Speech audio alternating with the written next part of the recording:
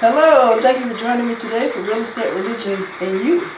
My name is Dr. Sylvia Black, licensed real estate broker with affordable homes and apartments in Williamsville, in Buffalo, New York, actually. We moved from Williamsville. And I'm licensed to preach and ordained as a minister, and I have my master's degree in sacred theological divinity.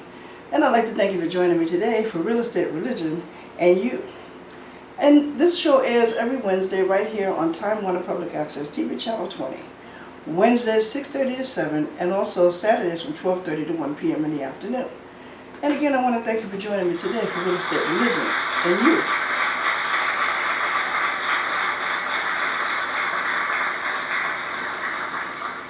Today I'd like to talk to you on a continued basis of my book, Your Faith Has Made You Whole. Now this book, for all of you, this is for your first time listeners, this book basically talks about faith. Okay, and how we can actually exert the power of God through faith. Okay, healing, for example, healing and salvation are synonymous. Pretty much everything works synonymous with salvation. In order to achieve anything in life that involves soundness or wholeness, we must have salvation accompanied with it, and I've talked to you about that in the past before. Okay, and also it deals with faith, brokenness a little bit. It talks a little bit about that, but the most subject it talks about is faith, particularly how we can exert our faith, how we can expound on our faith, how we can practice our faith, how we can just develop our faith so that we can have trust in God rather than in our situation and circumstance. How to believe in the Lord God, that He is God, and that everything works together for the good of those who love the Lord and are called according to His purpose. And it pretty much has a lot of chapters in it. Now today we're going to talk to you on a continued basis of biblical characters who I've inserted in my book about who have faith. And today we're going to talk about Esther, a great woman of faith. And for a topic I'm talking about from slave girl to queen. Okay, that's going to be the topic for today. Okay, and again, I want to thank you for joining me today for Real Estate, Religion, and You. Okay, and we're talking about Esther. And of course, we're coming from the book of Esther, New Living Translation. Now, Esther was a woman who understood her times and seized the day, not only for her people, but also for God.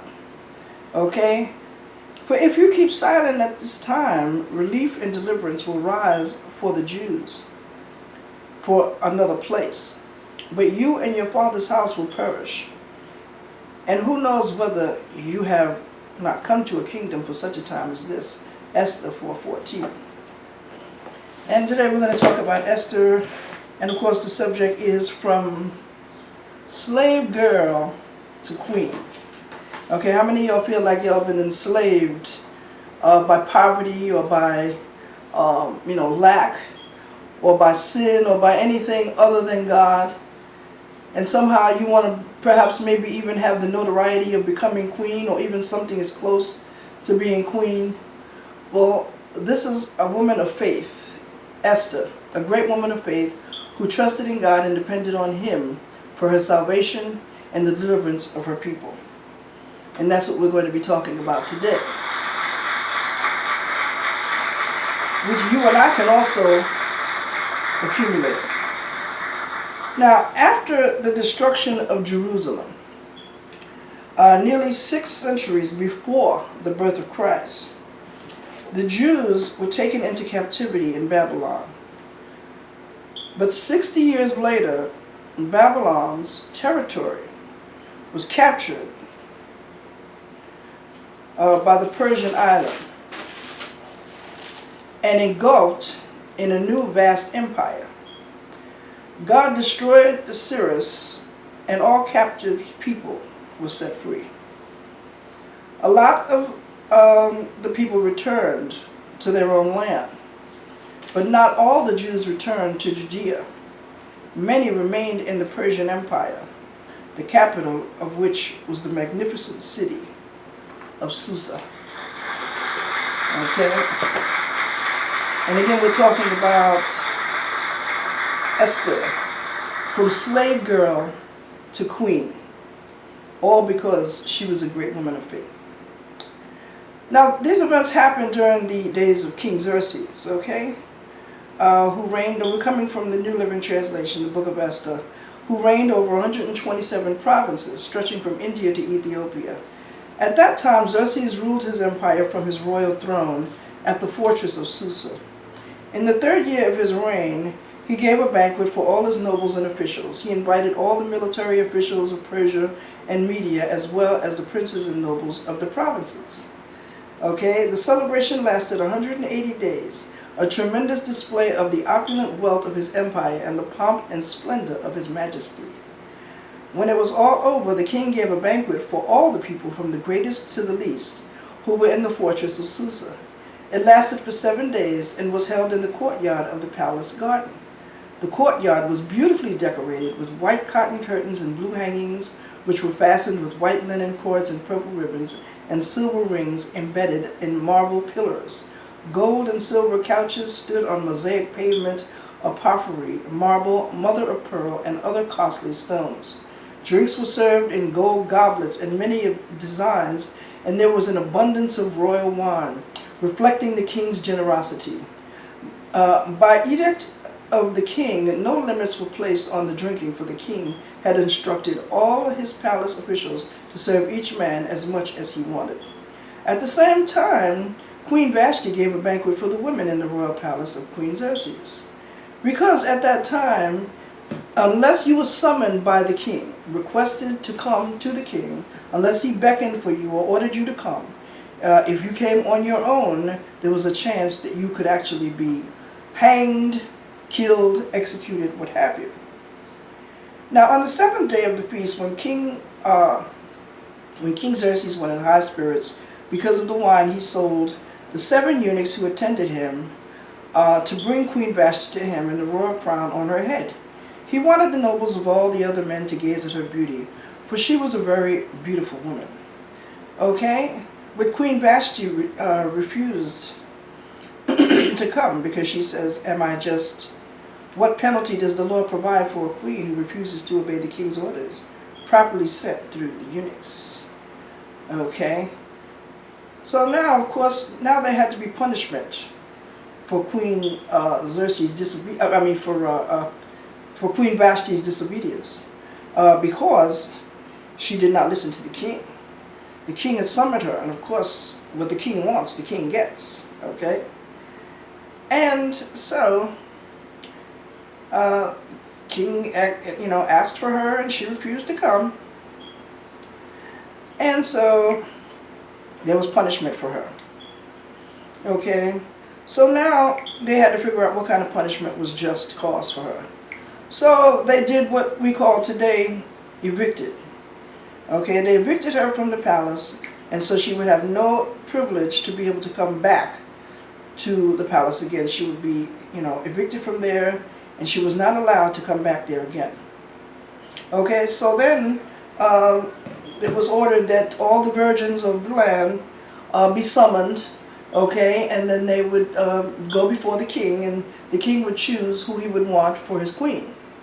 Okay, now the king had chose Esther, of course. She was more beautiful than all the other women of the land, and she was a virgin indeed. But he loved her tremendously. Okay, so they appointed all the virgins of the land, and they got rid of Queen Vashti, and they instituted Esther as king. Now, at that time, there was a Jewish man in the fortress of Susa whose name was Mordecai, son of Jair.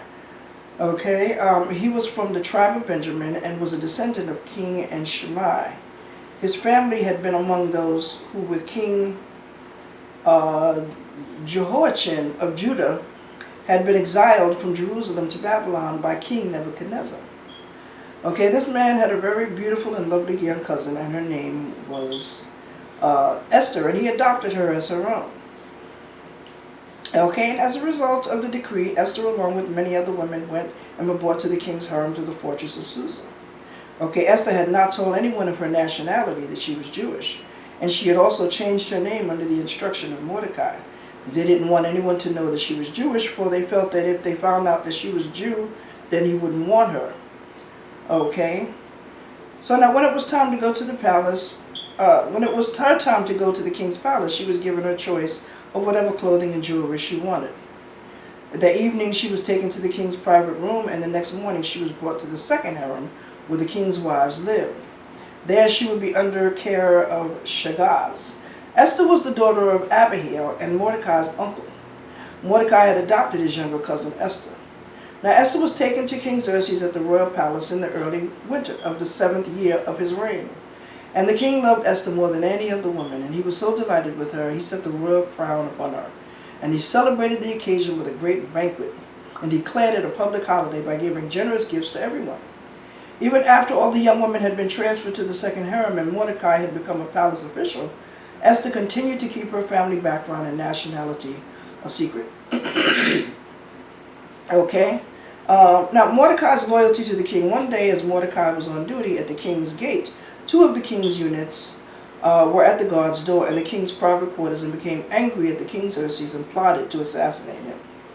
Okay, but Mordecai heard this and the plot and gave the information to Queen Esther, and she then told the king about it. But she couldn't go to the king unless she was summoned, so she had taken a chance on a period before the king.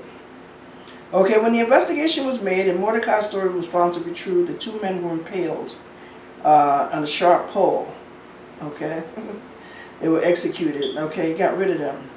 Now this was sort of like helping Mordecai build his case in a way. You know, he was building his trust. He didn't know it. But see, everything works together for the good of those who love the Lord and are called according to his purpose.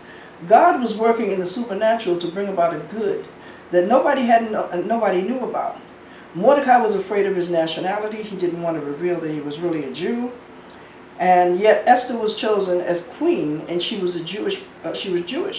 Okay, they were afraid. They were fearful of their nationality being, And so here Mordecai is building a reputation.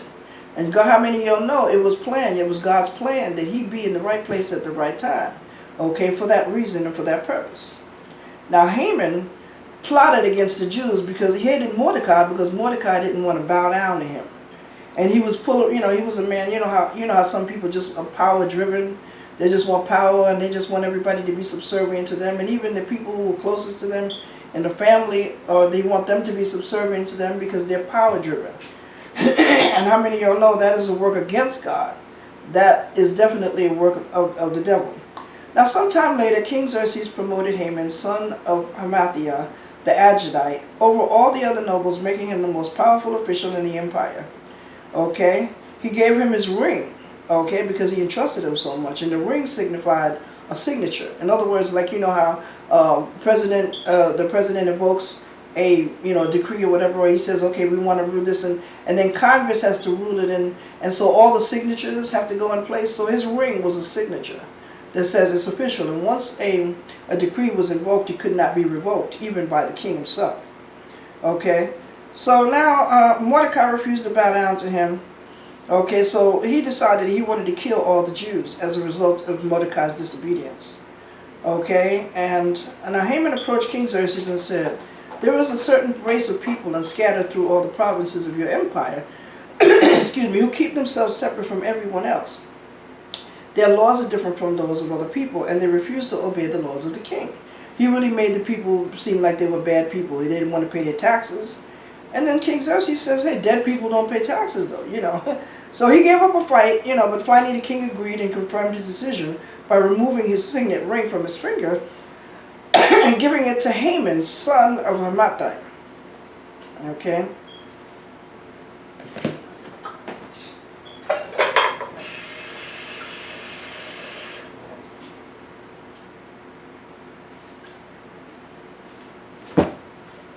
Okay, excuse me.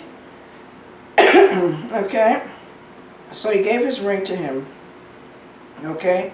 And then he declared and decreed that that it would be law that on that particular day of that time of year that all the Jews would be executed in whatever style Haman chose. Okay, so this went out and everybody was told that now everybody's going to be executed. So Mordecai went in the morning Mordecai was yelling and screaming. They dressed himself in sack and burlap, and that was some raggedy cloth, to made him look like a bum. When they had that particular items on. And, they went into mourning about it because they didn't know. Crying out to the Lord, asking the Lord, Lord, why have you rejected us? Is this your plan for us and what have you? Okay, but now Mordecai requests the help of Esther because he realizes now maybe Esther can help. Okay, so when Mordecai learned about all that he had done, and he tore his clothes, put on burlap and ashes, and went out into the city, crying a loud and bitter wail. Okay, everybody heard him.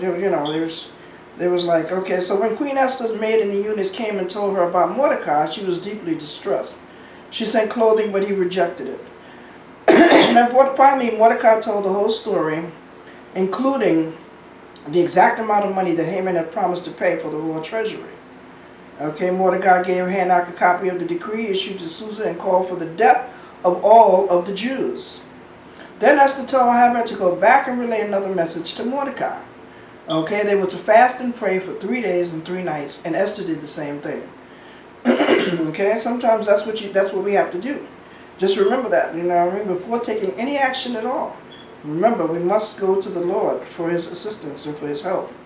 And not always through fasting, but definitely always through prayer. Okay, now, and again, I'm talking about my book, Your Faith Has Made You Whole, which is available on lulu.com. Okay, now Esther requests to the king. Now, as I said before, you weren't supposed to go to the king. Even the queen could not go before the king unless he had first summoned her. And if you did, you would be facing death. So Esther now told her husband about, instead of her telling, he says, "What is it, my queen? What do you want? I'll give you everything you want, even up to the half of my kingdom." So now, she says, "Well, I'm preparing a banquet for you, and Haman too. And his family, the family of Haman, were invited." So they all came to the banquet that she had prepared in her quarters. And he says, "Now, what is it that you're requesting of me?" She says, "Now, we're gonna have another banquet in my quarters." Okay, so this time they have another banquet, and he's like, "Okay, now you have to tell me exactly what's going on." And so now, on the 3rd day of the fast, Esther put on her royal robes in the inner court, and she went to face the king. Okay? Now, while they were drinking wine, the king said to Esther, "Now tell me, what do you really want? What is your request? We'll give it to you even up to the half of my kingdom." And Esther replied, "This is my request and deepest wish. I have found favor with the king, and if it pleases the king to grant my request, then do what I ask." They come to another banquet. They came to another banquet. Now Haman was happy. Haman was a happy man. He thought that he was going to get, he thought he was going to be the one that was going to get glorified and everything. And he was going to be the one that would be honored by the king. Okay, and then Haman gathered his friends together and friends of Zeresh and his wife, and they boasted about it and he bragged about it. Okay, and then he added, "But it is all worth nothing as long as I see Mordecai the Jew just sitting there in the palace gate." See, this man is driven by power. And Haman's wife tells him, he says, in other words, I'm paraphrasing, "If you keep this up, honey, this is going to lead to your destruction, your downfall." Okay? And, then she came with the news about the banquet, so. Now, the king honors Mordecai. The night, what happened here? Okay, Esther requests the king, okay, on the 3rd day. Okay, now the king honors Mordecai. Now, the night the king had trouble sleeping, so he ordered an attendant to come and read the book of the history of his reign, so he could read it to him in these records discovered. Okay, and then he read what happened when the eunuchs had plotted to kill him, and then Mordecai had revealed it, and they had ended up killing the eunuchs. So then he asked Haman, he says, "What do you think, would be a way to honor someone who has, been righteous to me?" And so he replied, "If the king wishes to honor someone, he should bring out one of his king's royal robes, as well as a horse that the king himself was ridden on, one of the royal emblem on his head. And let the robes of the horse be handed over to one of the king's most noble officials. Okay, and let him see that the man whom the king wishes to honor is dressed in the king's robes, and is led through the city square on the king's horse." Okay, and have the officials shout as they go, "This is what the king does for someone who wishes to honor." So the king says, excellent. The king said to Haman, quick, take the robes of my horse and do just that, what you have said for Mordecai. And see how God works? You know, that the same, here's Mordecai, here's Haman hating Mordecai because, you know, he didn't want to bow down to him. You know what I'm saying? And how many of y'all know, hey, vengeance is mine, said the Lord, I will repay. Now the same man that he hates is the same man that ends up getting honored right in front of his face. Okay? Now, mind you, none of this was planned. This is all the works of God. See, because we serve God, and, you know, we know that, you know, everything works together for the good of those who love God and are called according to his purpose. And it wasn't necessarily voluntary action that they ended up in this in the city of Susa. Their ancestors were captured into slavery, and years later they were released. Okay? Because how many of y'all know God works in mysterious ways? So the very man, you know, the honor, he says, hey, you know, you are going to, you know, dishonor me, so now, hey, this is what I'm going to do for you, you know. Because he had realized that, hey, I'm going to honor this man here because he saved my life, you know what I mean? And, you know, what I believe, and what I believe based on, you know, some of the study material that I have been doing with the Bible, I believe that King Xerxes, and a lot of people are, you know, people have power, they have authority, you know, they can have you killed, okay, at the snap of a finger, at the just a whisper of a word. But a lot of them are insecure, you know. And that's what I believe that King Xerxes was. He was insecure. Because when he first met Esther, you know, he was treating her like everyone else, you know, until he realized that she was different. And how many of y'all know most of us are different because we serve God? Okay? And I'm talking about my book, Your Faith Has Made You Whole, written by yours truly, Dr. Sylvia Black, and it's available on lulu.com. Okay, and you can also email me at sblack3001@gmail.com if you'd like to get an e-book. I can send you that. You can hit me up on Facebook, Dr. Sylvia Black. Okay, and I'm on the Black Preaching Network. You can also visit my YouTube channel at sblack3001, which this video will be posted on. Okay, now finally the king executes Haman because when he read the scribe, he realized that, you know, King Haman, you know, they came and they told him, they said, you know, Queen Esther says, hey, King Haman is trying to plot and execute me and my people. You know, he says, but you can't because you know, you're mine. You know, you can't execute. And so then they decided, what should be done? He was outraged that this had happened, you know. And he said, hey, what should be done about this? So he says, hey, execute him. Now, King Haman had built a gallows, which is a thing to hang people on, right? That was the way that they kill people. First they used to stone people to death by throwing rocks at you, stunning the victim into unconsciousness, and then the victim would end up falling faint and die.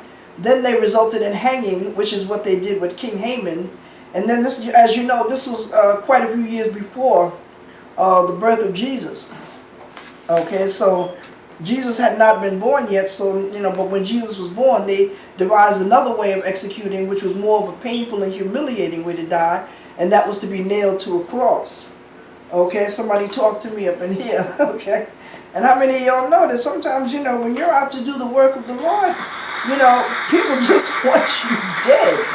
You know, and I've said that before, they don't care about you, they don't want you, they don't need you, because you are not of the world, and the world hates it, you know, if you're not of the world.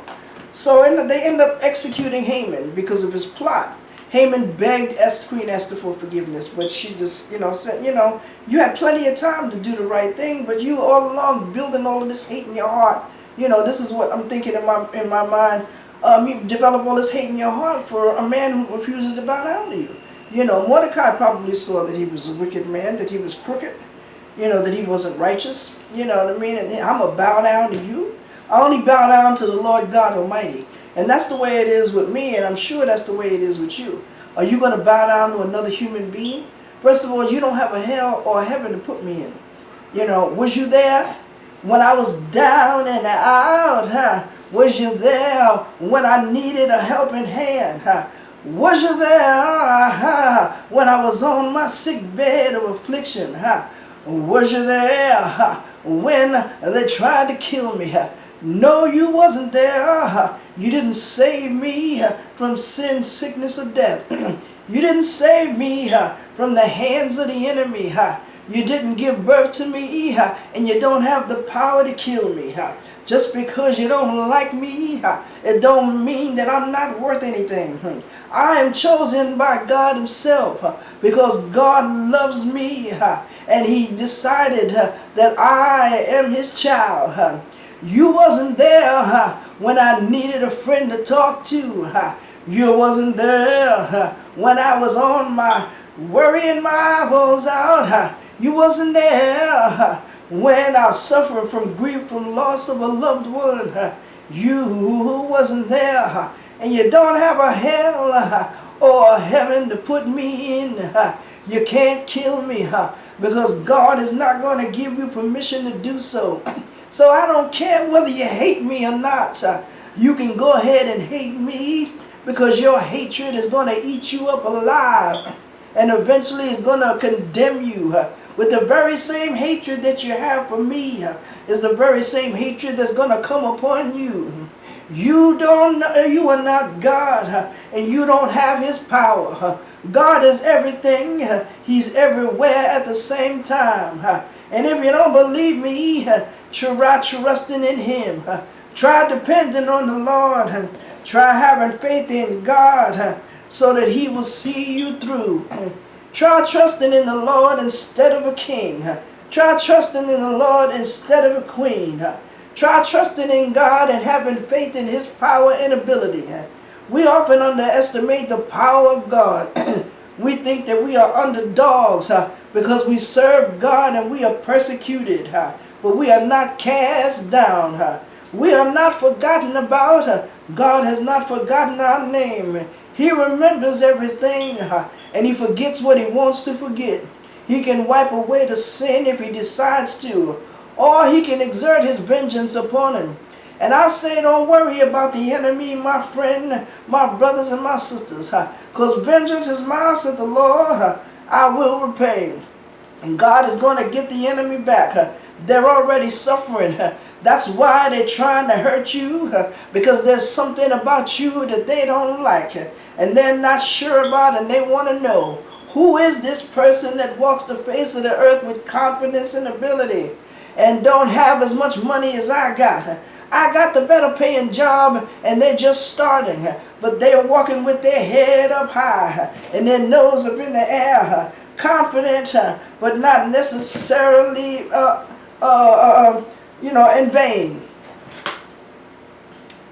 Well, I want to thank you for joining me today for Real Estate, Religion, and You. And I ask you to join me again next week right here on Time Warner Public Access TV Channel 20. And if you want to view any other videos before, you don't have to wait until it views on the TV show. Wednesdays 6:30, Saturdays 12:30 in the afternoon. 6:30 p.m. on Wednesdays, 12:30 p.m. on Saturdays. You don't have to wait for it to come on TV. You can actually go to my YouTube channel at SBlock 3001. You can type my name or the topic if you remember it, and you can come up with it. And I want to thank you for joining me today for Real Estate, Religion, and You. Please join me again next week, where we'll be talking about anything from faith to the Lord God to anything at all. Holla at sister.